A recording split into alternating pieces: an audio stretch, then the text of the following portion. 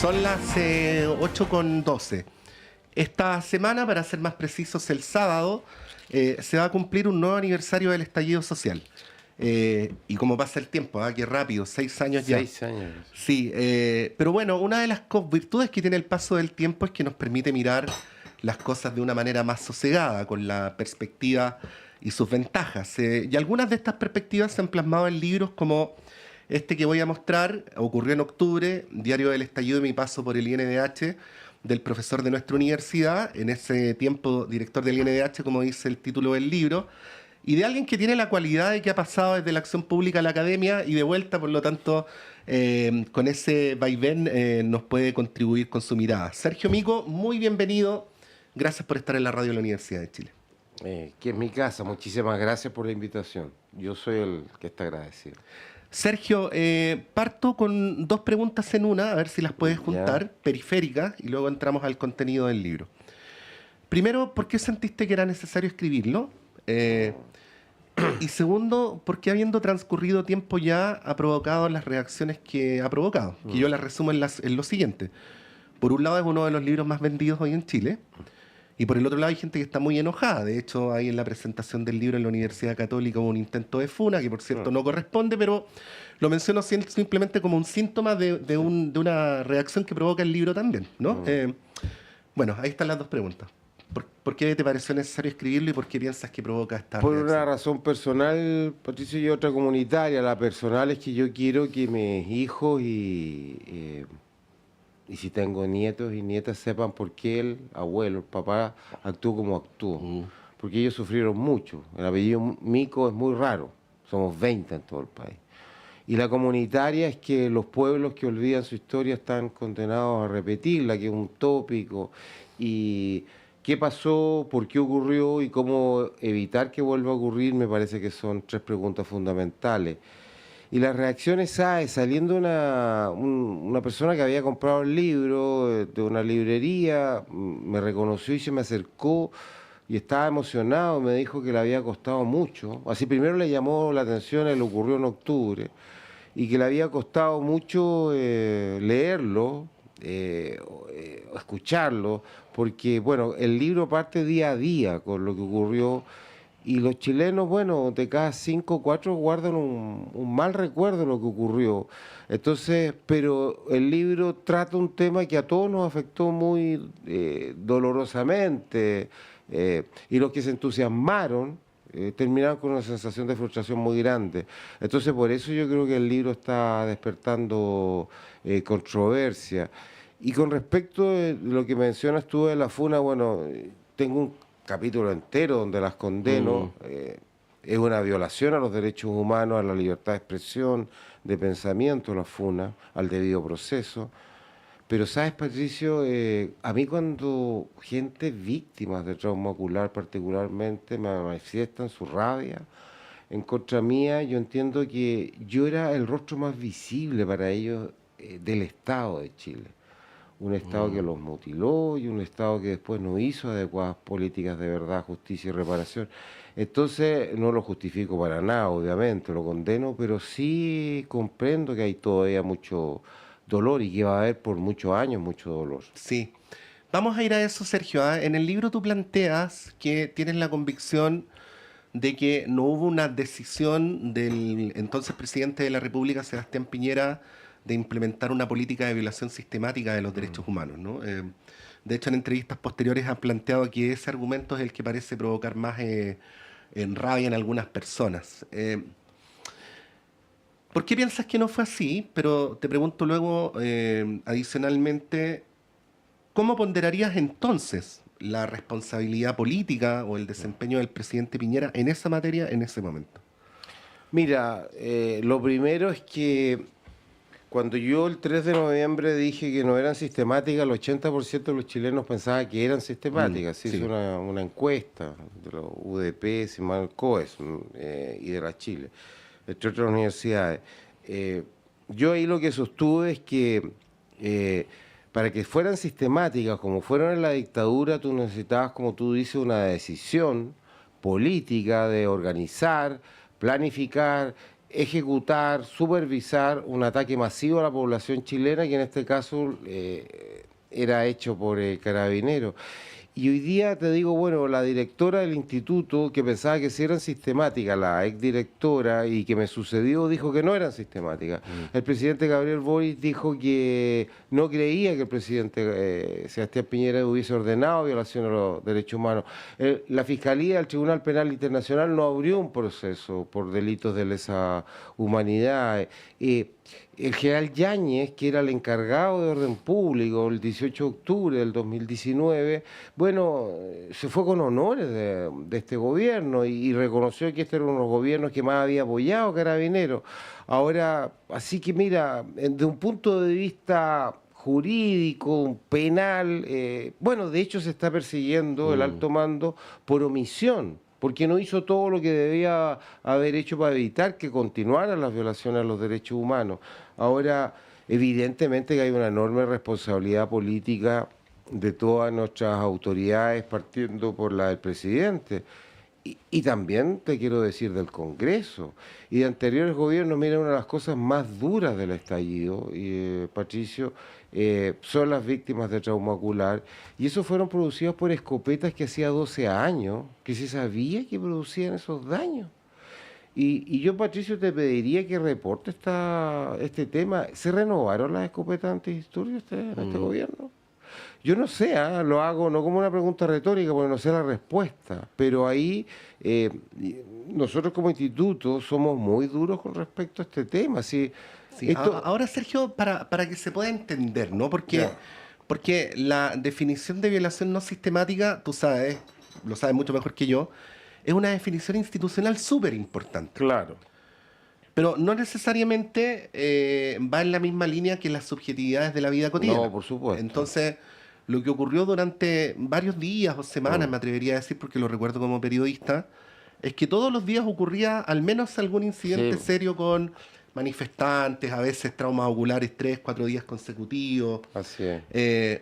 Por lo tanto, quien lo viera, incluso desde el punto de vista biográfico, con justa razón, como un debate en blanco y negro, podría pensar que Sergio Mico está renegando de todo eso, ¿no? Y creo que las entrevistas son una buena oportunidad, tal como es el libro, para precisarlo, porque yo también como lector del libro digo, una de las gracias que tiene este libro es que, contra lo que prejuiciosamente se podría pensar, no está escrito a la defensiva. No, así lo viste tú, me alegro mucho, porque era una de las razones por las cuales no quería escribir el libro. A mí me costó mucho escribirlo. Mira, la primera interpretación de una radio fue Sergio Mico dijo que no habían violación a los derechos humanos. ¿Y tú nunca has dicho eso? Yo nunca, no, perdona. Bueno, antes de meterme en la defensa, la segunda interpretación era que iba contra el sentido común, por lo que dices tú, porque sistemática era vista como una... negarlo era visto como que no eran numerosísimas, que no se reiteraban en el tiempo y en el espacio. Y nosotros, por unanimidad, el Consejo del Instituto está integrado por personas de derecha, centro e izquierda, dijimos que no eran actos aislados, sino que se reiteraban en el tiempo y en el espacio. Es más, el presidente Piñera, en diciembre, él dijo que efectivamente no eran casos aislados, pero la gente entonces entendía, desde un punto de vista, como dices tú, del sentido común, cómo no van a ser sistemáticas, por el enorme número, y además porque se reiteran, son las mismas, las palizas, entonces las lesiones, el delito de lesiones, bueno, en fin. Entonces, como dices tú, esto pareció chocar mi declaración contra un sentido común muy, muy fuerte. Y por eso fue la reacción en contra mía durísima. Y nuevamente, Patricio, yo quiero comprender. Así, claro, yo me podría meter en la defensiva y quejarme largamente. Ahora, el instituto presentó 3.200 querellas criminales. En toda su historia creo que habíamos presentado, no recuerdo, 72, 3.200. Si tú ves los informes de derechos humanos internacionales, el de la oficina de la ONU, creo que son 150, en 150 páginas, 120 veces se reitera los informes del instituto.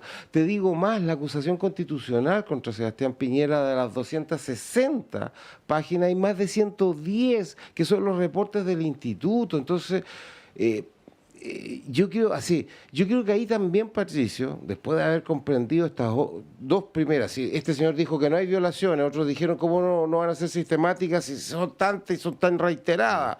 Hay una que es de mala fe, así que hay gente que, bueno, que me puse la cabeza en el yunque diciendo, ¿saben qué? Hacer una acusación constitucional contra el presidente de la República, fundada en que son sistemáticas, eso no está aprobado. Y eso, claro, eso irritó mucho porque yo me enfrenté a una estrategia política que lo digo en el libro. Si acá se quiso destituir a un presidente de la República elegido democráticamente, yo no fui elegido por Sebastián Piñera, fui elegido por los decanos y decanas de Derecho Todo en Chile como consejero del instituto. Yo no era partidario de su gobierno, pero era un presidente de la República elegido por el pueblo y había que probar tamañas acusaciones. Y eso hasta el día de hoy no se ha hecho. Estamos conversando con el profesor Sergio Mico, autor del libro Ocurrió en octubre, Diario del Estallido y de mi paso por el INDH. Bueno, continuando con el propósito de salir del blanco y negro, Sergio. Sí. Tú planteas que hubo el propósito de destituir a un gobierno legítimamente elegido. Pero hay otros que van más allá y dicen que el estallido social fue premeditado. De hecho, tú habrás visto la columna de Sergio Muñoz que se publicó hace pocos días, donde incluso insinúa que podría haber una intervención venezolana en el estallido. Bueno, estas dos afirmaciones son dos cosas distintas, ¿no? Por supuesto. Que hay que ponderarlas. ¿Cuál es tu análisis de lo que ocurrió? Y que cuando hablas de responsabilidades políticas, ¿a qué te refieres? Mira, o intento de destitución. Mira, es que hay 4 estallidos. Hay un estallido social de 4 o 5 millones de personas manifestándose. Eso fue espontáneo. Y eso es completamente espontáneo. Si se hubiese una organización política nacional o internacional que es capaz de organizar eso, bueno, estarían gobernando el mundo. La primera cuestión. O sea, eso de los agentes venezolados que aparecen en la columna. Voy a ir al cuarto estallido. El segundo, hay un estallido de violencia agudísimo, que es antisocial, donde se mete el crimen organizado, debo decirlo, las barras bravas, bueno, en fin, delincuencia común. Hay más de 4.000 personas condenadas. Hay gente que dice, ¿sabe que acá no se sancionó nada? No, hay 4.000 personas condenadas por delitos comunes. Hay un tercer estallido, que son las violaciones, las más graves, desde el retorno a la democracia, las violaciones a los derechos humanos. Y ahora voy. Pero también hay una revuelta política. Y dentro de esa revuelta política yo te diría que hay pasiones de cambiar la constitución que se calificaba de Pinochet, de acabar con el modelo de desarrollo que se llamaba neoliberal, por sus contradictorios, y también hay actores políticos que que piden la destitución del presidente del día del estallido, del inicio. Entonces, ahora, participación extranjera, yo nunca dije eso, porque también andaban unos tweets que Mico dice que es el Partido Comunista que coordinó esto. Tú le haces una crítica a Guillermo Tellier, pero una crítica política, ¿no? Pero pues claro. Él lo pidió, y en esas circunstancias lo encuentro una decisión gravísima. Ahora, ¿sabes qué? A propósito de la columna de Sergio Muñoz, tampoco para caricaturizarla, él hace un punto, él dice, y yo también lo toco en el tema, yo lo que pido ahí, que abramos también un poquito la cabeza, la mente, porque después del secuestro y el asesinato de Ojeda, pareciera ser el Ministerio del Interior de este gobierno. La Fiscalía dice, hubo intervención de venezolanos del gobierno a través del Tren de Aragua.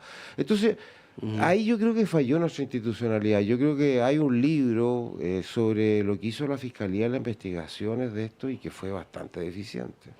Sergio, es sano que en las democracias vitales, incluso en las democracias que según los estándares internacionales son consideradas las más avanzadas del mundo, hay expresiones de manifestación callejera, ¿no? O sea, eso es como consustancial a una democracia, no hay problema con eso. Pero cuando es de esta envergadura parecería ser que hay mucho malestar acumulado. Y una de las cosas que te preocupan como académico, y pienso que también como sujeto político, es que el país no tuvo en ese momento, o no tiene aún, no lo sé, capacidad de canalizar adecuadamente sus contradicciones, sus problemas, sus diferencias. No me equivoco si digo que esta es una preocupación fundamental del libro, ¿no? Sí, por supuesto. ¿Y qué hacemos con eso? ¿O qué reflexionás 6 años después de... Pensando el estallido no solamente como una rememoración, sino también como un aprendizaje? Mira, a propósito de las responsabilidades políticas, Patricio, Desde el 2004 perdimos crecimiento económico, a fines del gobierno de Patricio Elwin ya se estaba hablando de seguridad ciudadana, barrios críticos, violencia en la macrozona sur, desigualdades, abusos de las élites. Y bueno, ahí la primera mala noticia es que muchas de esas causas se mantienen. Y una de las razones por las cuales yo creo que estuvo en peligro nuestra democracia, que ese es el primer criterio de un gran experto en análisis de las quiebres democráticos, que es Juan Lin, se llama los problemas sociales irresolubles. Tú aciertas, porque eso es una preocupación muy grande porque yo la sigo teniendo. Ahora, la segunda es que Chile, el siglo XIX, tuvo 19 eventos muy violentos, que incluyeron guerras civiles, la huelga de Valparaíso en 1890, bueno, en fin, Santa María de Iquique, el siglo XX, más de 100 veces, Patricio, que se decretaron estado de excepción constitucional, y el Congreso le dio plenas facultades a los presidentes para imponer el orden público. Ya, entonces hubo golpes de Estado de izquierda y de derecha apoyados también por el centro. Entonces, es una preocupación bien grande que está en el libro y que yo la quiero mirar de frente. Ahora, finalmente tú me dices, bueno, si tenemos claras las causas, bueno, las soluciones aparecen muy claras. Bueno, evidentemente crecimiento económico, seguridad ciudadana se impusieron hoy día, pero hay que agregar todas las desigualdades, la falta de oportunidades. Mira, para efectos de la Universidad de Chile y el sistema de educación superior hay un problema que es gravísimo. Nosotros seguimos formando una cantidad de profesionales que no tienen nada que ver con el aparato productivo, por así decirlo, el mercado laboral. Esas personas fueron a protestar, pero masivamente. Hay estudios, había muchísima gente que incluso tenía estudios de posgrado. Y ese problema sigue. Por ejemplo, entonces ahí me empieza a bajar un poquito de angustia, que son los sentimientos que tuve muy fuertes para el 18 de octubre, pero ahora escribiendo el libro y viendo el debate político me empieza a bajar un poquito la angustia. Ahora, ¿tú valoraste al presidente Piñera porque promovió este acuerdo de noviembre y a las fuerzas políticas que concurrieron? Y está muy bien que la hayan firmado, pero después como que da la impresión que se olvidaron de eso que firmaron, ¿no? Y se ha instalado una cierta idea del estallido como un paréntesis, ¿no? Que lo encuentro peligrosísimo porque te insisto, Patricio, si tú miras la historia larga de Chile, no es algo excepcional en nuestra historia. Por eso el instituto jamás habló de estallido. Yo tomé la expresión estallido porque así quedó. Pero esto era una crisis integral del país, de la economía, la sociedad, la cultura, la política. No se ha fumado en el aire. No, pero para nada. Además, porque hay otro dato que es tecnológico, a propósito de la espontaneidad. Mira lo que ocurrió en Nepal. Si acá ya con las redes sociales y cuando se empieza a acumular la bronca y el sistema político no es capaz de canalizarlo, se producen estos estallidos que pueden ser, pero se extienden como un reguero de pólvora a través de las redes sociales. Es un libro muy interesante, ocurrió en octubre. Sergio, finalizo con esto. En el libro tú haces una autocrítica también. A ver si puedes adelantar algo de eso. Para quienes invitamos a leer el libro, ¿qué podrías haber hecho mejor? Mira, primero... No a veces, no siempre es por responsabilidad personal, a veces por condicionamiento mira, tampoco le tengo miedo a las personales. Mira, en el libro, en la primera parte, termino diciendo que acá hay dos claves. El perdón, el Estado debiera pedir perdón, la clase política debiera pedir perdón y tenemos que hacer una promesa, que está en la Constitución, que en situaciones de crisis hay que defender las instituciones políticas, democráticas y no mirar para el lado, que es lo que yo acuso que ocurrió en buena parte de la oposición política de aquel entonces. Autocríticas personales, mira, yo me metí en una trinchera. Ha sido un momento que eran tales las acusaciones que me metí en una trinchera y dejé de dialogar con los funcionarios del instituto, dejé de dialogar en el Congreso, me fui cerrando cada vez más. Lo segundo, el instituto hizo una política que después se acabó lamentablemente con las víctimas. Tuvimos trabajo con más de 2.000 víctimas, pero también, ahí yo te digo, yo debía haber insistido más. Las coordinadoras eran muy duras conmigo por razones políticas, pero esa es otra autocrítica. De repente nos vimos en un torbellino también de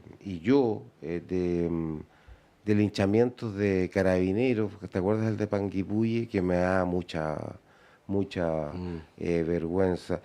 yo te diría, son las autocríticas que me hago en el libro y yo creo que el instituto tiene que reformarse, esa es otra historia, pero así que nosotros le pedimos a las demás instituciones, oye, saben, refórmense, yo creo que el instituto tiene que reformar, y ahí, bueno, ahí también hay otra serie de autocríticas que están en el libro. No es un libro, y me alegro que te lo hayas valorado así. Y la otra cosa, como hoy día por día, Patricio, el libro trata todos los temas. Es una buena bitácora, sí.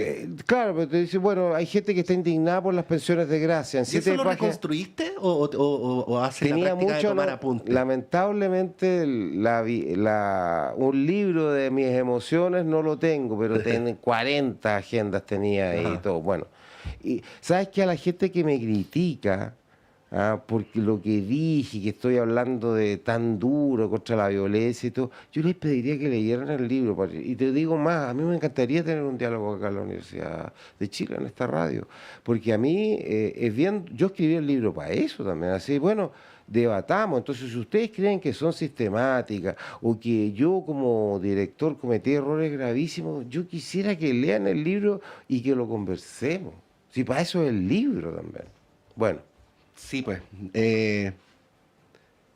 Precisamente el libro abre espacio para el debate. Yo insisto en el punto, lo valoro, aparte por lo detallado que es, porque es un libro que abre debate, no lo cierra, ¿no? Profesor Sergio Mico, muchas gracias por haber venido a conversar sobre esto. Ocurrió en octubre, este libro que está disponible en librerías a 4 días del 6º aniversario del estallido social. Muchísimas gracias por la invitación, y siempre disponible con la radio. Muchas gracias, Sergio. 8:34, vamos a ir un breve alto y a la vuelta más conversaciones en este radioanálisis de día martes.